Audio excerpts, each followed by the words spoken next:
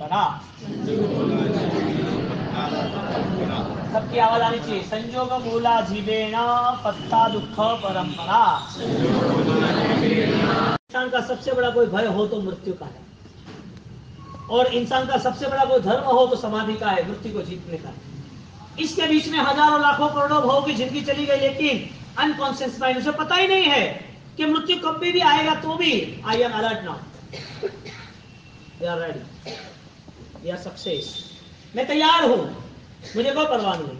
क्योंकि मृत्यु यदि सब कुछ छीन लेती है तो आज से ही मेरा सब कुछ त्याग शुरू हो जाता है। बोलो, आपको मृत्यु मिले तब छोड़ना है कि उससे पहले मृत्यु को विजय पाने के लिए छोड़ना है? ना भगवान, आपके विचार क्या स्वीकार कर रहे हैं? कठिन इसके लिए है कि आपका पूरा अस्तित्व दुख को ही चाहता है, सुख को नहीं चाहता। आपको विभाव दशा और प्रभाव में ही रस है, और जब आपने त्याग किया और वो त्याग की अनुभूति हुई तो समझ लो कि आपकी शाश्वत यात्रा शुरू हो गई। नहीं त्याग कर पाएगा व्यक्ति, कठोर है, करुणा नहीं है, परिग्रह संयोग वही उसका जीवन है, वही उसकी श्वास है। उसे कोई परवाह नहीं है अमूल्य जीवन व्यतीत हो रहा है, ये पल बिखर रही है, उसे कोई परवाह नहीं है उसकी आत्मा के लिए, उसके धर्म के लिए, उसके भविष्य के लिए। और सबसे बड़ी तो ये बात है कि वो यहाँ इंसान बनने के बावजूद भी वो समझ ही नहीं पाया कि मेरे ऊपर किसका उपकार है। मुझे यदि सुकृतों ने, पुण्य ने, कर्मों ने, मेरे अच्छाइयों ने मुझे ये जीवन दिया है, अब मैं अच्छाई क्यों चूक जाऊं, मैं अवसर क्यों जाने दूं, ये सोच ही नहीं रहा है। और बार बार उसे यही कोशिश बनती रहती है कि मुझे सुख मिलेगा, मुझे सुख मिलेगा। कठोर व्यक्तित्व वो कभी भी आगे नहीं आ सकता, त्याग नहीं कर सकता। और संयोग जितना परिग्रह बढ़ा, जितनी सामग्री ज्यादा, जितना कलेक्शन ज्यादा, जितने आप संसार के लिए, संसार की दृष्टि में सुखी हो, इतने अध्यात्म की दृष्टि में आप भिखारी हो, और ज्यादा आगे जाके आप शायद ज्यादा दुखी बनोगे। परमात्मा ने सुख को गलत नहीं कहा, लेकिन सुख त्याग न करने वाले को अपने जीवन से बचाने के लिए उसे एक विचारों की चोट दी, देख तू क्या कर रहा है, ये सब झाक जमाल, ये दुनियादारी, ये सब तेरे पैसे हीरे जवेरात, ये तेरे बैंक बैलेंस है, तेरे गाड़ी बंगले, पागल पूर्व के भाव में बहुत कुछ छोड़ के आया है। तो देवों की दुनिया को छोड़ के आया है, इधर का पागल हो गया। देव वो कर नहीं पाता जो तू कर पाएगा। अवसर वैर वैर नहीं आवे, अवसर वैर वैर नहीं आवे, जो जाने तू करल भलाई, जन्म जन्म सुख पावे। अवसर अवसर अवसर अवसर अवसर वैर वैर नहीं आवे। अवसर चूक गया। एक नाव थी, उसे उसके ढंग से ही रहना था, लेकिन वो न रह पाई, परेशान हो गई। क्यों परेशान हुई? उसको जंजीरों से, नाव से, खिलों से, किनारों से बंधना था इसके लिए, लेकिन वो किनारों से बंधी ही नहीं, वो जंजीर से बंधी ही नहीं, वो निकल पड़ी समुद्र की यात्रा में। अब ना तो उसका कोई नाविक है, न उसे कोई संभालने वाला है, न किनारे पे लाने वाला है। दुखी होगी या नहीं होगी? हमारे देव गुरु धर्म वो हमारे सुरक्षा कर्मी है, वो हमारी आत्मा की सुरक्षा करने वाले हैं। हमें अच्छे विचार देके, अच्छे विचारों के सहारे अच्छे जीवन की प्राप्ति के लिए हमें उत्साहित करने वाले हैं। और जब हमें पता चला कि संयोग के बारे में तीर्थंकरों ने राजपाट छोड़ दिया, संयोग के बारे में तीर्थंकरों की परंपराओं में जो भी राजकुमार थे वो लग गए लाइन पर। उन राजकुमारों ने देह को शोषित कर दिया, गला दिया, और तीर्थंकर जैसी आत्मा इन्हें उपसर्ग कष्ट सहन किए। मुझे कोई सहयोग नहीं चाहिए, ना भोजन का चाहिए, न पैसे का चाहिए, न राजपाट का चाहिए, न परिवार का चाहिए। आज दुनिया उसे सैल्यूट कर रही है, सलाम, आज उसे वंदन कर रही है। क्यों? संयोग के सहारे नहीं, संयोग के त्याग के सहारे। आपके पास कितना धन या आपके पास कितनी ऊंचाइयां है वो आपको खुशी देगा, धर्म को खुशी नहीं देगा। धर्म की वास्तविक स्थिति त्याग पर निमित्त है। विश्व का कोई भी धर्म हो, विश्व के कोई भी धर्म ग्रंथ की बात हो या धर्म ग्रंथ के ऋषि की बात हो, उन लोगों ने यदि त्याग किया है, किसी ने थोड़ा किया है, किसी ने ज्यादा किया, लेकिन वो धर्म है इसके लिए किया है। तो धर्म को पाने वाला यदि दुख को पाता है तो वो कैसा ये सब गलत रास्ता, एक कैसा ये सब निर्मित हुआ है? वजह क्या? आपको तो सही ढंग से खाना खाना था। एक छोटी बात है कि आप थके हो और आपने गर्मी के दिनों में 20 किलोमीटर आपको जाना है, अब 1 किलोमीटर भी कभी नहीं चले और आपको प्रसंग ऐसा आ गया जिसके हिसाब से आप चल रहे हो, चलते चलते चलते आप थक गए, प्यास लगी है और सिर्फ 6 किलोमीटर बाकी है लेकिन चला नहीं जाता। आप जहां रुक गए वहां पर एक बड़ा आलिशान बंगला था, आपने सोचा वहां जाके पानी पी लो। आपने दस्तक दी, खटखटाया, कोई नहीं मिला, चिल्लाए फिर भी कोई आया नहीं, आप अंदर चले गए। राजमहल में आपका प्रवेश हो गया, आप आसपास देख रहे हो, सब कुछ है, लेकिन आपकी चाहत आपको सोफा पे सोने की नहीं है, जुम्मर को देखने के लिए भी है, सोने जवाहरात से जड़ा हुआ वो फर्नीचर देखने की नहीं है, वो नीचे के उसके हजारों लाखों रुपए की गालीचे की नहीं है। इनके पास चाहे कुछ भी हो, लेकिन आपको क्या पसंद है? आपको पानी पसंद है। क्यों? विचारों ने तय कर दिया मुझे ये सुख चाहिए, यानी कि जब जो पसंद था उसकी डिमांड शुरू हो गई, उसके लिए पीछे दौड़ शुरू हो गई। आपको पानी पसंद था, ये सब पसंद नहीं था, पानी पीने के बाद वो सब पसंद आएगा, लेकिन पानी पहले। पानी के लिए आप करीब गए। मैं आपके थॉट्स को यहाँ पर प्रेजेंट करता हूँ कि आपके विचारों में क्या हो सकता है, बस इतना ही। ये सुख दुख के रास्ते तय करने इसके लिए। अब वहां गए, आपने चिल्लाया, कौन है भैया, बाहर आओ, कोई नहीं आया। वहां पर 3 ग्लास पड़े थे, चिल्ड ठंडे पानी के ग्लास थे। आप करीब गए, देखा तो शरबत था, आप तो खुश हो गए, पानी पीना था और मिल गया शरबत, वो भी मीठा, वो भी रंगीन, टेस्टी, प्यास बहुत है, थकान बहुत है, पी लो। आप बहुत करीब आए। जैसे आप उसके करीब आए तो एक पर्ची पड़ी थी वहां पर, उसमें से लिखा था 3 in 1 पॉइजन, 3 in 1 पॉइजन, 3 में से 1 में जहर है। अवसर वैर वैर नहीं आए, पी लो पानी। क्या हुआ? मुझे क्या पता आप क्या करोगे, मैं होता तो नहीं पीता, आप तो पी लेते ना। क्यों? अरे प्यास लगी है, थके पके हो, पसंद है, आपने सोचा मुझे झुम्मर नहीं देखना, गलीचा नहीं देखना, फर्नीचर नहीं देखने, हीरे जवेरात नहीं देखने, कोई आइडल नहीं देखना, कोई पिक्चर नहीं देखना, उसके जो भी अच्छे छवि है, चित्र है, वो मुझे देखना नहीं है, मुझे पानी पीना है। आपने क्या बोला था? आपको क्या पसंद था? राजमहल के 7 सज्जे, क्या पानी? पानी पसंद था तो आप करीब गए, तो पानी क्यों नहीं लिया? क्यों? प्यास नहीं थी? प्यास थी, बहुत थी, पीना था, इसके लिए गए थे। छुआ क्यों नहीं? अरे जोर से बोलो। क्या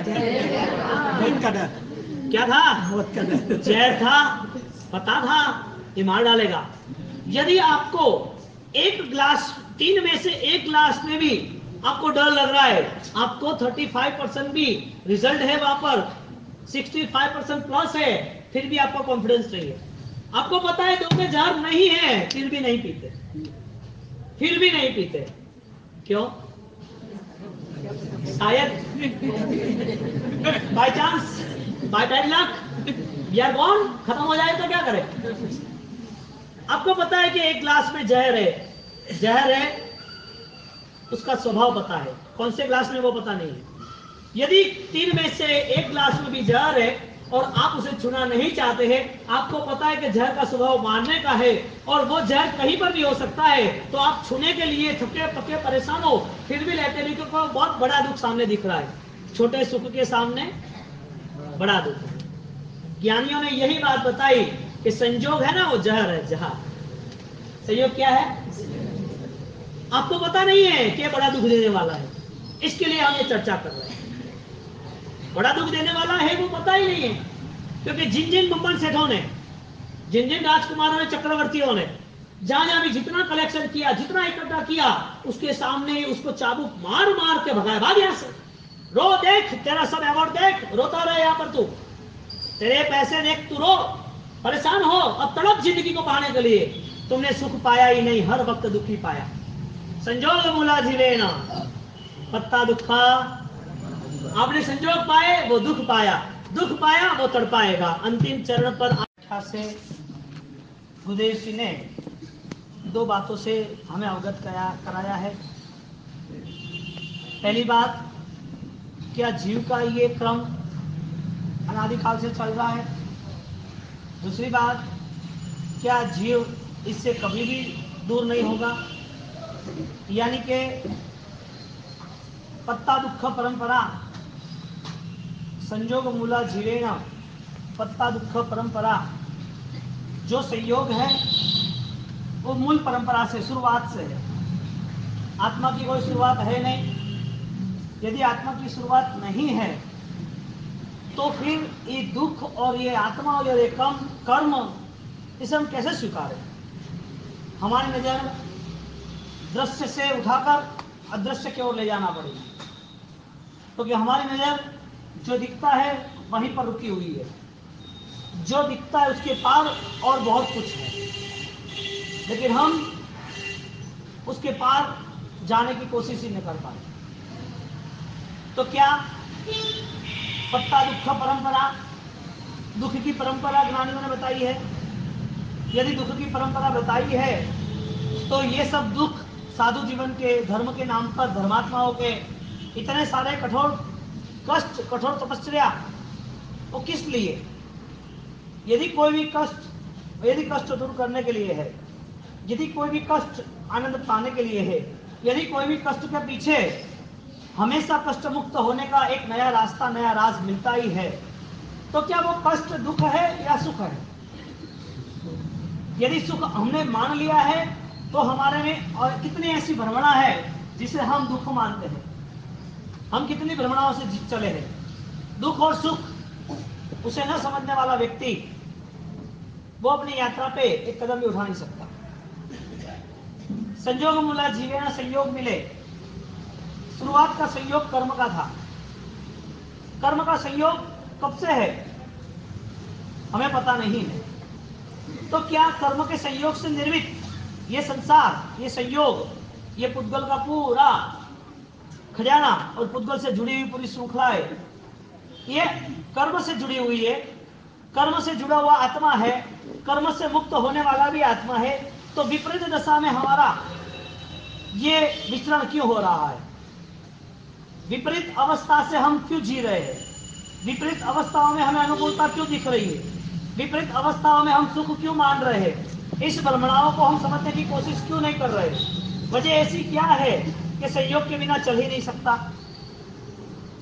जो संयोग जो मिला हुआ है, जिसको पाने की कोशिश हम कर रहे, इसे हमारे केवली भगवंतों ने इस संयोग के पीछे अनंत काल के दुख छिपे हुए हैं। अनंत सुख को पाने के लिए अनंत संयोग जो हुए थे पूर्व के भूतकालीन, पूर्व के भव के जितने भी योग मिले थे, जितनी भी वस्तुआ चीज पुद्गल लेके हम चले थे, जितनी भी हमारे पास संसार की उपलब्धियां थी, वो सब चीज को लेके हम चलते चलते चलते हम इतने थके, इतने पके, हमारा पूरा व्यक्तित्व संसार के दुखों से जुड़ गया। तो वे संयोग और दुख दोनों एक ही छाव, संयोग और दुख तीन क्रॉस, एक ही पॉइंट के दो पहलू है। संयोग है तो दुख है, ऐसा ज्ञानी ने कहा। संयोग मूला जीवेन पत्ता दुख परंपरा। तो दुख से भरा हुआ इंसान, दुख से भरा हुआ पूरा व्यक्तित्व, वो अस्तित्व को क्या दे सकेगा? वो दुनिया में क्या बांट सकेगा? खुद ही दुखी है, क्या सुख देगा किसी को? दुख कठोर की परिभाषा है, क्योंकि करुणा नहीं है, करुणा नहीं है तो प्रेम नहीं है, प्रेम नहीं है तो अस्तित्व को देने के लिए सुख नहीं है। और अस्तित्व यदि सुख नहीं है अस्तित्व, तो वो अस्तित्व में रहे आप और वो आपके साथ जुड़ा हुआ संपूर्ण अस्तित्व, वो आपकी पूरी दुनिया दुख सभर, दुख से ही निर्मित होती है। संयोग और दुख यदि एक है तो संयोग प्राप्त करने वाला दुख को प्राप्त कर रहा है, दुख को प्राप्त करने वाला उसकी एक भी जगह उसके जीवन की सुख से वो भर नहीं सकता। पूरा व्यक्तित्व यदि दुख से भरा हुआ है तो वो एक कदम भी बढ़ाएगा, कुछ भी पाने की कोशिश करेगा तो नया दुख ही मिलेगा। दुख कब से शुरू हुआ है? जब ये देह नहीं था, परिवार नहीं था, पैसा नहीं था, अनुकूलता नहीं थी, भौतिक सामग्री नहीं थी, तब से दुख शुरू हुआ। तो कहां से दुख कहां से शुरू हुआ? यदि दुख वहां से शुरू हुआ है तो किसने निर्मित किया? हमारी मर्जी में, हमारी इच्छा हो। हमने जो पाने की आकांक्षा की, हमें कुछ पाना था, इसके लिए हमने दौड़ लगाई, और जो कुछ भी मिला है वो हमारी मर्जी से ही मिला है। यानी कभी कोई भी आपको दुख देने के लिए तैयार नहीं है। कोई दुख नहीं दे रहा है आपको, आपकी मर्जी, आपकी इच्छा। आपने जिम्मेदारी उठाई थी सुख पाने की, लेकिन आपकी भ्रमणा ने सुख के साथ दुख भी दे दिया। आपने मान लिया कि दूर सोना है, सुवर्ण है, और वो दुख देखने के साथ आप चले गए और करीब आए और उसको छूने लगे तो समझ लिया कि यह हाथ जल गया। सोना नहीं था, वो भ्रम था पीले कलर का। जो पित्त वर्ण था, पीला कलर था, वो सोना नहीं था, वो आग थी। लेकिन आपने मान लिया कि वो तो सोना है। इंसान ने हर संयोग के पीछे सुख मान लिया। हमारी अवस्था संयोग से मुक्त होनी चाहिए। वो संयोग कितने हम मुक्त हो सकते हैं? यानी आज सुबह परिग्रह की व्याख्या चली, सुबह 7 बजे के प्रवचन में। तो परिग्रह की व्याख्या में आकांक्षा रहित अवस्था वो निर्मल परिणति है। यानी आपके पास सामग्री है, लेकिन विचारों का बोझ भी वो परिग्रह के नाते ही आता है। आपने शायद सामग्री छोड़ दी तो वो परिग्रह का आपका जो विचार था वो नहीं छूटा। सामग्री द्रव्य से छूटने के बाद वो सामग्री आपके साथ थी या नहीं, आपके पास है या नहीं, आप उसके मालिक हो या नहीं, वो इतना सफलता के मायने नहीं रखता जितना आपके विचार रखते हो। क्योंकि आपने सुबह जो भी सोचा वो नहीं मिला, तो रात को वो पाने की कोशिश की। आज नहीं मिला, वो पाने की कोशिश पूरे महीने भर चली। महीने भर नहीं मिला, उसकी कोशिश साल भर चली। साल भर नहीं मिला, वापस कोशिश चली। यानी कि मन ने तो वो पकड़ के रखा था। यानी हमने कुछ पाया और पाने की कोशिश की, उसे हम सफलता मान रहे, सुख मान रहे। ज्ञानी भगवंतों ने इस विचारों को लेके दुख के पहलू बताया। यदि पूरा देह, पूरा व्यक्तित्व, पूरा जीवन, पूरा समय, पूरे विचार यदि दुख से भरे हुए हैं, इच्छाओं से भरे हुए, संयोगों से भरे हुए, वो इंसान क्या दूसरे को सुख दे सकता है? उससे क्या सुख प्रसारित हो सकता है? उसकी लालसा ही कुछ पाने की है। उसकी लालसा हर वक्त सब कुछ कम है, इसके लिए उसकी दौड़। तो संयोग में दुख दिखे। संयोग पूर्व भाव की परंपरा है।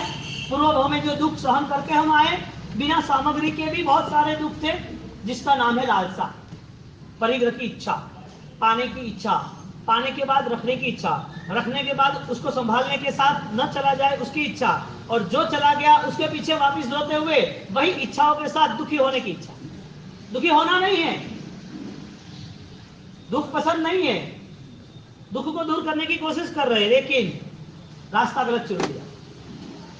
आदमी यदि सोच सही नहीं है तो फिर उसका किया हुआ हर कोई कार्य भी सही नहीं बनता। हम करुणावान मन नहीं बन पाए। एक संत की बात आती है, ये तो देखे तो अमेरिकन के विचारक है, अमेरिकन के हेनरी थारो। वो संतत्व के करीब आने की तैयारी कर रहे थे, तो उसने पहले इंसान को जांचा, परखा। एक व्यक्ति उसके करीब आया और उसके पैर छुए। उसने उसका हाथ पकड़ लिया। हाथ पकड़ते वक्त ही वो मौन हो गया। मौन हो गए, आंखों में आंसू आने लगे। आंखों के आंसू के साथ उसकी रोने की दर्दनाक चीख भी चलने लगी। परेशान हो गया, संत है, परेशान हो गया, सामने वाला क्या है कुछ पता नहीं। पूछा कि आप ऐसे क्यों कर रहे हो? मुझे छूने के बाद रोने की वजह क्या? मैंने कुछ गलत तो किया नहीं, फिर भी आप रो रहे हो। तो मुझे आंसू इसके लिए आ रहे हैं कि मैंने कोई मुर्दे को छू लिया है, मैंने कोई मुर्दे को छू लिया है। क्योंकि जीवन में क्रांति घटनी चाहिए, जो जीवन में प्रसन्नता होनी चाहिए, जो जीवन में आनंद घटित होना चाहिए, जो जीवंत जीवन होना चाहिए, वो नहीं है। मृत्यु का कोई बचाव नहीं है, लेकिन मृत्यु की जीत तो है। मृत्यु पर जीत पा सकते हो, वो एक ही विचार है, मुझको त्याग करना है, मुझे छोड़ना है। मैं जितना भी त्याग करूंगा, जितना निष्परिग्रह होऊंगा, जितना भी संयोगों से दूर रहूंगा, इतना मेरा कल्याण। संयोग यानी हर कोई चीज। आप ट्राई करो छोटी सी चीज से, छोटी सी। 1 महीने के लिए भी 3 जोड़ी से कपड़े से ज्यादा कपड़े नहीं पहने। अब ट्राई करो कि संयोग मुझे कितने आकर्षित कर रहे हैं। ये सब मन का ऑपरेशन है, ये सब आपके विचारों का ऑपरेशन है। आप ट्राई कर सकते हो कि मुझे 1 महीने तक मैं कम से कम भोजन से चलाऊंगा। 10 द्रव्य है तो 11वां नहीं लेना। 1 महीने तक मेरी यात्रा सीमित हो जाएगी, मैं 10, 15, 20 किलोमीटर से इंदौर से बाहर नहीं जाऊंगा बिजनेस के लिए। क्यों? इतना भी यदि आप परिमाण व्रत, इतना भी यदि आप लिमिटेशंस, इतनी भी आप ऑर्डर कंट्रोल नहीं कर पाते, छोटी सी है, आप चल सकते हो। 3-4 जोड़ी कपड़े हैं तो चला सकते हो। आपके जैसे इंसान कई भिखारी है, वो जूठा ही खा लेते हैं, वो ठंडा ही खा लेते हैं, वो झूठ के ही खा लेते हैं। आपके जैसे बहुत सारे इंसान, लेकिन आपका मन सुख पाने की कोशिश कर रहा है। घर में बैठे हैं, 84, 14, 60 चल रही है, 5 चल रही है, हमें कोई पचखान से लेना देना नहीं है। कितनी कितनी चीजें क्या बनाई है, क्या खाना है, क्या चीज है, कौन सा नमकीन है, कौन सी स्वीट है, कौन सा फ्रूट है, कौन सी दाल, ये वो इतनी दुनिया भर की चीजें लेकर आके रख देंगे। चक्रवर्ती, क्या फर्क पड़ता है 2 चीजों से, 3 चीजों से, 4 चीजों से, क्या फर्क पड़ता? लेकिन दुख, पूरा व्यक्तित्व दुख से भरा हुआ है, इसके लिए दुखी पाने की कोशिश करना। आप मृत्यु के बाद की अवस्था भूल जाओ, मृत्यु के पहले की अवस्था तय करो। मृत्यु के पहले की अवस्था क्या ये संयोग वियोग यानी कि छूटने वाले हैं? ये संयोग यदि छूटे नहीं, फिर भी ये संयोग मेरे साथ रहे, तो संयोग के साथ दुख भी छिपा हुआ है। क्या ये अमृत का या तो मीठा शरबत ठंडा, उसके साथ मौत भी छिपी हुई है? एक सुख क्या नए हजारों दुखों को लाने वाला है? ये सोच काफी है हमारे जीवन को सफल बनाने। इंसान वो परिवर्तन का शंखनाद कब बजाएगा जो उसके लिए मंगल रहेगा? हाँ, जहर का ग्लास नहीं पीते हो, सिर्फ पता है इसके लिए। संयोग के लिए क्या पता है? आपके खुद के लिए क्या पता है? किस दुविधा से आप परेशान हो रहे हो? आप ही नहीं होगे तब दुविधा भी नहीं होगी। आप हो तो दुविधा है ना। आप खत्म हो गए, यहां से चल बसे, अब दुविधा कितनी है? दुख को इतना दबाया, इतना दबाया, दुख को इतना घूटा, दुख का रंग ऐसा सिर पर चढ़ गया, उसको आनंद की कोई किरण नहीं मिल रही, आनंद की कोई सुगंध नहीं उठ रही है जीवन में, न कोई महक। अदृश्य के लिए हमारा कोई प्रसाद नहीं रहा, दृश्य के लिए रहा। बीज में अदृश्य छिपा हुआ है, वो है उसके फूल, उसकी महक। सूरज को पकड़ने की कोशिश, उस बीज ने संघर्ष किया, यानी कि हमारी आत्मा वो बीज है। उस बीज ने संघर्ष किया अपने अहंकार को तोड़ने के लिए। हमारी आत्मा ने तैयारी की इस संसार के मान सम्मान से मुक्त होने के लिए। बीज ने मिट्टी को बचा लिया, इसके लिए वो बाहर आ गया। बीज बाहर आ गया, मिट्टी को बचा लिया। वो मिट्टी अहंकार है। वो मिट्टी अपने बीज को अंदर ही खत्म कर देती, क्योंकि बीज को बाहर आने का रास्ता नहीं मिल रहा है। बीज को बाहर जाने के लिए मिट्टी रास्ता नहीं दे रही है। वो मिट्टी वो बीज के आसपास के अहंकार है। हर कोई बीज सफल नहीं होते। बीज में संभावना थी, वो सब खत्म हो गया। आत्मा में संभावना थी, वो उठे, सूर्य की जो ताप है, पीड़ा है, अग्नि है, उसको झेले। वो बीज सूर्य की अग्नि को झेलने के बाद अपना एक नया अस्तित्व खड़ा करेगा, सुख का जिसे कहते हैं। वो बीज ने सुख का अस्तित्व खड़ा कर दिया, और देखो उसका रूप क्या है। बीज को पता था अदृश्य क्या छिपा हुआ है, लेकिन था। उस बीज ने मिट्टी से संघर्ष किया, उस मिट्टी का जो अहंकार था उसको दूर कर दिया। मुझे नहीं चाहिए ये सब संसार, ये संयोग मुझे नहीं चाहिए। संयोग हर वक्त दुख देगा, या जो भी संयोग है वह अहंकार देगा। संयोग से जुड़ा हुआ, संयोग ज्यादा है उससे भी जुड़ा हुआ, ज्यादा संयोग को जोड़ने की कोशिश करने वाला वो बिना अहंकार के नहीं रह सकता। इसके लिए तो भगवत की प्राप्ति नहीं हुई। ऐश्वर्य शक्ति का वरदान हमें कहाँ मिला? हमें जब भी ईश्वर के साथ चलना है तो ईश्वर के गुणों को देख के ही चलना पड़ेगा। हमें आत्मा की यदि शुद्धि प्राप्त करनी है तो इस संसार में ढूंढना पड़ेगा कि संयोग के साथ कुछ भी नहीं है। वो बीज अदृश्य की ओर निकल पड़ा। दृश्य था उसके कोटिंग, उसके पोपड़े, दृश्य था उसके आसपास की जमीन, दृश्य थी उसकी सब शाखाएं, दृश्य था उसका फूल। लेकिन जब प्रकट हुआ तब उसे पता चला कि ये भी बिखरने वाला है। उसने जब अपना नया रूप बना दिया तो उसको भी पता था कि ये फूल बिखरने वाले हैं, ये पत्ते भी पतझड़ के साथ गिरने वाले हैं। तो फिर उसने रास्ता निकाला, मेरे में रही हुई महक सुगंध वो छोड़ दो। मैं यहाँ पर गिरना नहीं चाहता। आज नहीं तो कल ये मेरी पंखड़ियां, ये मेरे पत्ते, मेरी शाखा, वो सब गिरने वाली है। इसमें क्या छिपा हुआ है? सुवास, सुगंध, महक, उसे मैं ले जाता हूँ अदृश्य की ओर।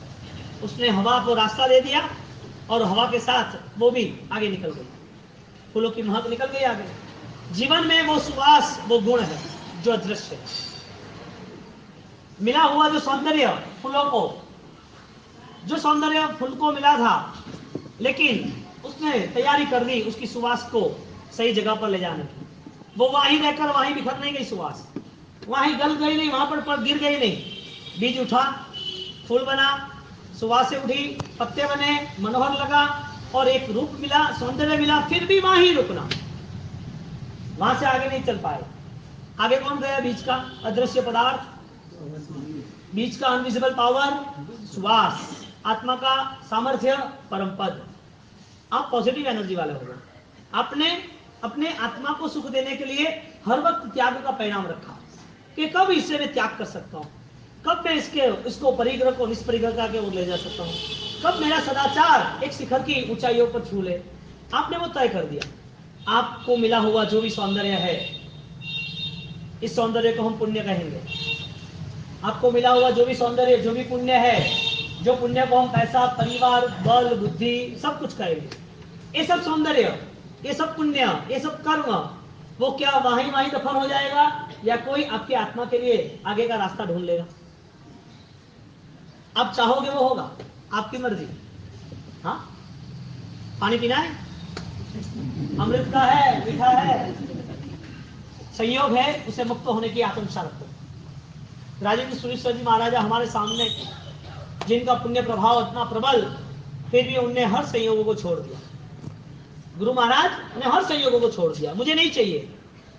मुझे मिला हुआ जो भी भरतपुर के नगर सेठ का विरुद्ध, मेरे पिता ऋषभदास जी, उनका वो नगर सेठ, मैं उनका पुत्र राजकुमार, और मुझे इतनी सारी उपलब्धियां मिली, लेकिन वो मेरे आत्मा के लिए उत्पाद नहीं। साधना की शुरुआत हुई तो भी पता चला कि ये देह मुझे मेरी साधना के लिए ही मिला है। अब परमात्मा पद की प्राप्ति के लिए, परम तत्व की अनुभूति के लिए, अब परम संपदा क्या है उसके लिए निकल पड़ो।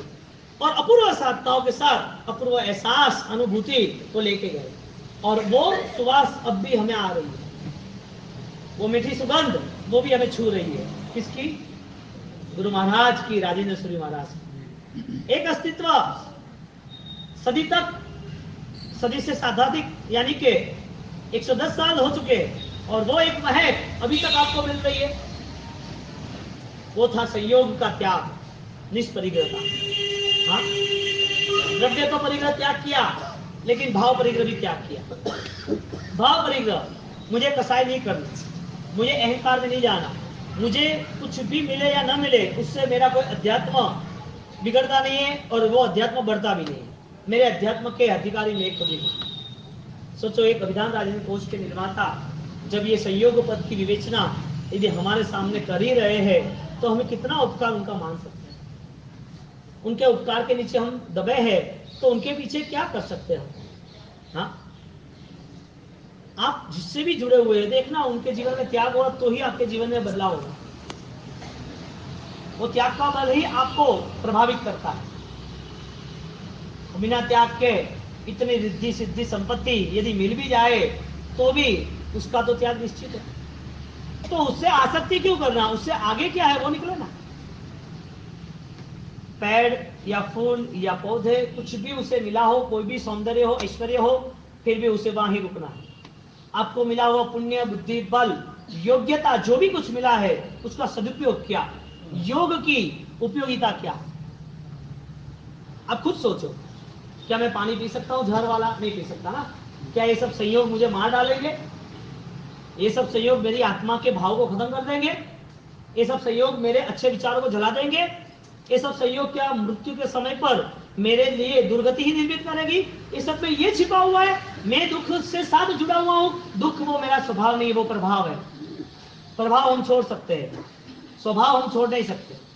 दुख को हमें मुक्त करना है, दुख से हमें मुक्त होना है। प्रयत्नशील बने हम, विचारशील बने हम, चिंतक बने हम, और फिर सफलता के और आगे बढ़े। कठिन है लेकिन असंभव नहीं है। कठिन है, असंभव नहीं है। देखो तो सही कि द्रव्य त्याग करने के बाद मेरे विचारों में कितनी संतुलनता, कितना बैलेंस आता है। मैं क्या त्याग कर सकता हूँ? मेरे पास कितने समय है मेरे आत्मा के लिए, सफलता के लिए? क्या 12 घंटे दुकान में देने जरूरी है 60 साल के बाद, 70 साल के बाद, 80 साल के बाद, 90 साल के बाद? जरूरी है ये सब कुछ? 60 साल के बाद भी इतना सारा भोजन किया, फिर भी वही चीजों की आसक्ति क्या जरूरी है? यही कपड़े, यही गहने, यही चीज, यही क्या है सब कुछ? ये क्या मैसेज दे रहे हैं? जिसे धर्म क्रिया करनी है उसके लिए धर्म क्रिया का फल उसका जीवन का परिवर्तन। धर्म की समझूती वो नए जीवन की ओर आगे बढ़ता है। यानी कि साधक, आराधक, सफल आदमी वो हर वक्त पुनर्जीवित होता है। हर वक्त, हर वक्त नई चेतनाओं के साथ वो आगे बढ़ता है। 60 साल के बाद क्या करना है बताओ? पहली बात है अपनी दीक्षा लेनी नहीं है, अब आगे बढ़ो। हाँ भाई तुम फंस जाओगे, ये सब है हमारी पूरी पब्लिक, पूरी वोट बैंक खत्म हो जाएगी। दीक्षा लेनी नहीं है। क्या करना है? तो 60 साल तक जो जीवन व्यतीत किया, 20 से 25, 30, 40 तक वही जीवन व्यतीत करना है। 60, 70, 80, 90, 100, कितना, कब तक, कहां तक, कैसे, उसके बाद भी क्या? पता चल रहा है कि नहीं चल रहा है? हाँ? कितना त्याग कर पाओगे? देखो तो सही। इस देह को इतना सारा भोजन दिया है, तो ये देह तप में जुड़ जाता है, तो ये अनहारी पद के लिए कितना उपयुक्त है। यदि तीर्थंकर बनने तक प्रभु महावीर देव पूर्व के भाव में, नंदन राजर्षि के भाव में यदि 12.25 लाख तक, 11,80,000 के ऊपर मासिक श्रवण कर सकते हैं नंदन राजर्षि के भाव में, वो आहार संन्यास छोड़ने की वजह क्या? वो आहार से दूर होने की वजह क्या? अब आहार छोड़ते हो मैं तो 1-2 दिन थोड़ा शारीरिक प्रॉब्लम रहता है, फिर दूसरे दिन, तीसरे दिन के बाद आपको पता चलता है कि आहार में कुछ मजा नहीं है। और मजे की बात, ये तप का कितना बड़ा प्रभाव है। 2-3 दिन आपने भोजन नहीं किया, चौथे दिन आप भोजन करोगे तो आपको भी पसंद नहीं आएगा कि ये नहीं किया तो अच्छा होगा। करना पड़ता है, लेकिन ज्ञानी ने कहा है कि जैना युक्त, अहिंसा के भावों से, अनासक्त भावों से, जितनी जरूरत है उतना ही, कम से कम चलता है तो अच्छी बात है। तो भोजन छोड़ना वो आत्मा के करीब आने बरोबर है, अनहारी पद के करीब आने बरोबर है। लेकिन आप क्या सोचते हो? भोजन छोड़ोगे बीमार हो जाएंगे, तकलीफ हो जाएगी, चक्कर आएगा, ये होगा, वो होगा। आप देखना, क्या करना, मुझे कुछ पता नहीं कि आप पानी का ग्लास क्यों छोड़ा। मैं थोड़ी आपके साथ में खड़ा था, आपकी सोच थी, मैंने यहाँ रखी गई है। ये सोच कैसी है? ऐसी दूसरी सोच रख रहा हूं कि भोजन के विषय में, तप के विषय में आपने त्याग कर दिया।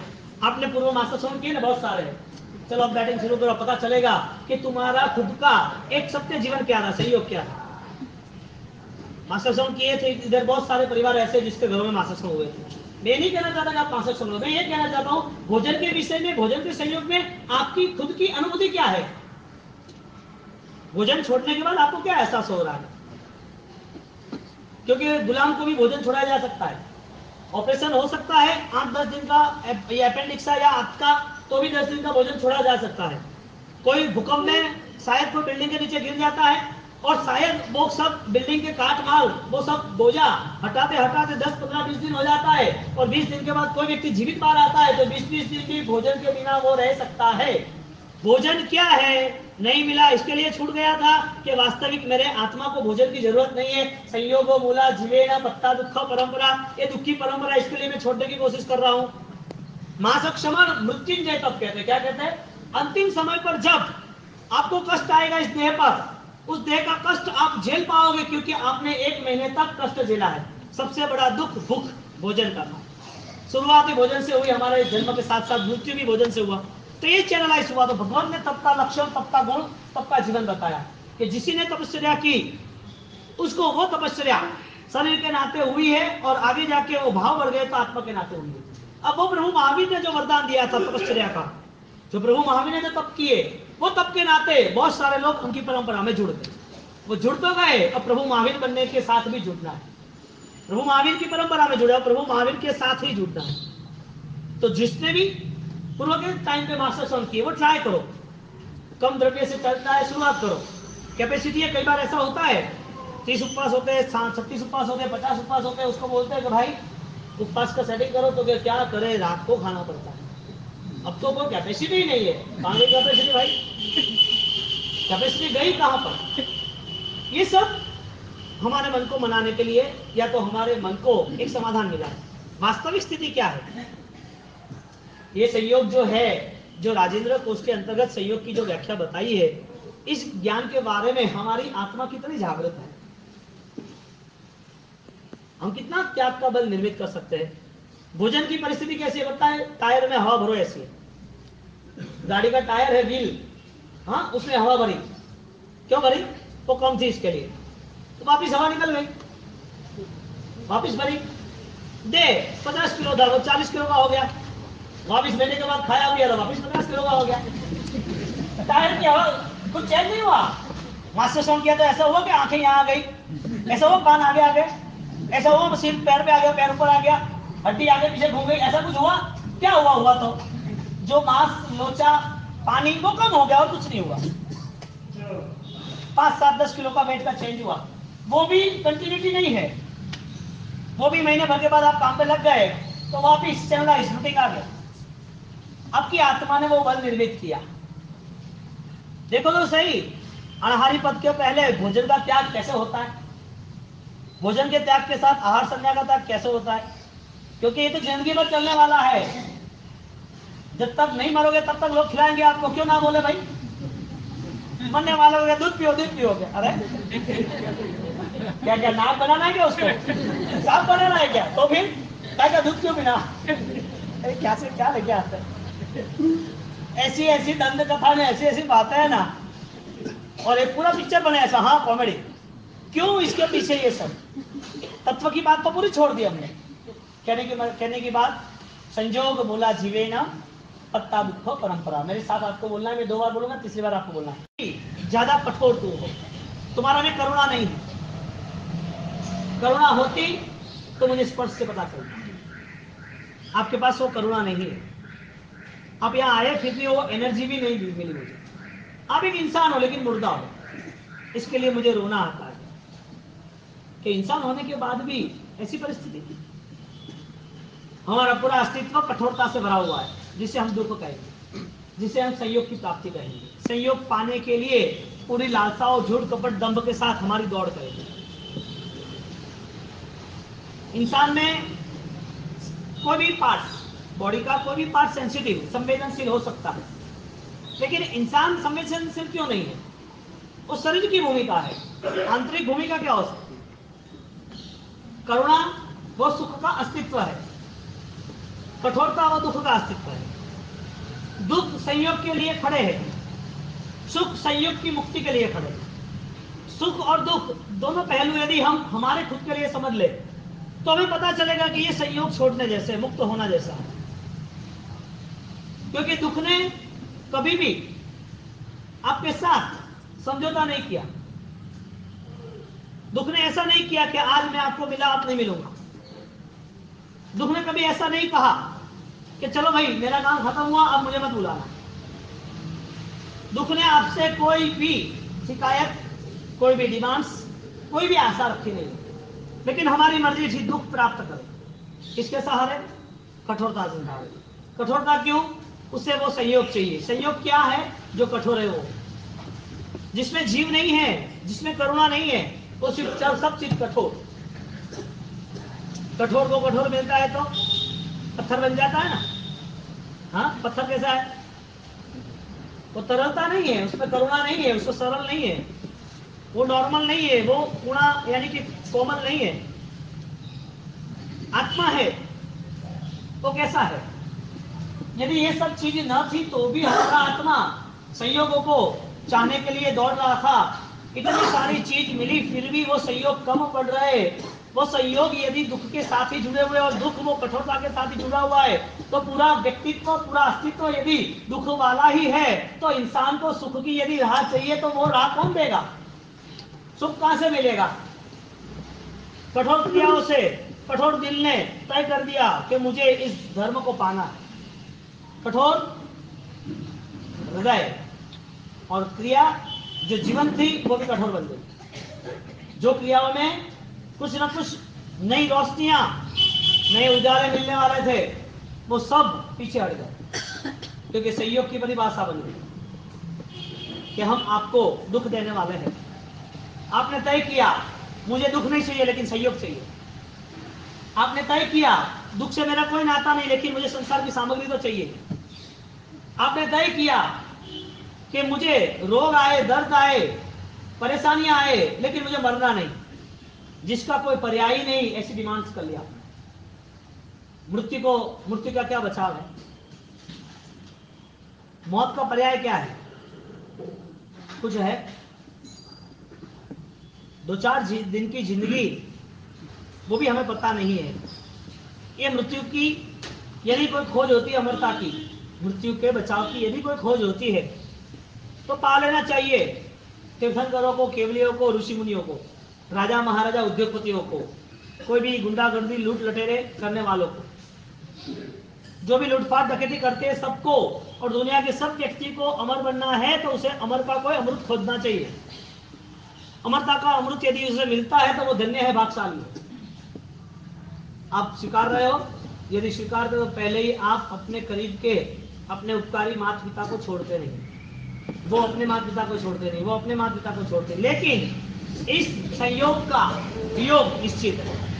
इस संयोग का कोई पर्याय नहीं है। संयोग यानी मृत्यु, संयोग यानी हर पुद्गल, संयोग यानी कठोरता, हर चीज परिवर्तनशील है। और सुख और दुख की व्याख्या देखो कितनी अनूठी है। दुख को आपने जितना दबाया उतना बढ़ता गया। दुख को प्रकट कर दिया तो मुक्त हो गए। आनंद जितना प्रकट किया, सुख को जितना प्रकट किया, इतना वो कम होता गया। आनंद जितना दबाते गए, गुप्त सहारे उसको देते गए, वो इतना बढ़ता गया। आनंद आंतरिक यात्रा है, बाह्य यात्रा नहीं। दुख आंतरिक यात्रा नहीं है, बाह्य यात्रा है। क्योंकि दुख वो हमारा स्वभाव नहीं है, हमारा स्वभाव सुख है। हमारा आत्मा वो अनंत सुख का भोक्ता है। जो हमारा आत्मा है, जो हमारे देह के अंदर छिपी हुई सामर्थ्यता है, जो हर पल हम संयोग को लेकर जी रहे, वो संयोग दुख देने वाले, लेकिन आत्मा को दुख देने वाले नहीं। तुम दुख को दूर कर सकते हो, तुम्हारे स्वभाव को दूर नहीं कर सकते। स्वभाव यानी दर्शन ग्रहण चाहिए तो क्या रहा? तुम दुख को तिलांजलि दे सकते हो, तुम्हारे धर्म को तिलांजलि नहीं दे सकते, तुम्हारे आनंद को तिलांजलि नहीं दे सकते, क्योंकि वो तुम्हारा है, खुद का है, मालिकी का है। प्रभाव है वो तुम्हारा नहीं है। आप नहीं चाहो तो भी छूटने वाला है। और दुनिया के जितने भी संयोग है वो सब प्रभाव वाले, स्वभाव नहीं है, स्थिर नहीं है, बैलेंस नहीं है, शाश्वत नहीं है। वो जो भी आपका नहीं है, पराया है, वो सब संयोग है। जिसके ऊपर वियोग, जिसके ऊपर दुख, ऐसा लेबल लगा हुआ। अब आप इस पृथ्वी पर जन्म न लिया, परिवार न था, पैसा न था, नाम नहीं था, समाज नहीं था, खाना पीना नहीं था, तब आप कहां थे? जब इस पृथ्वी पर आपके पास ये कुछ भी नहीं था, तब आप कहां थे?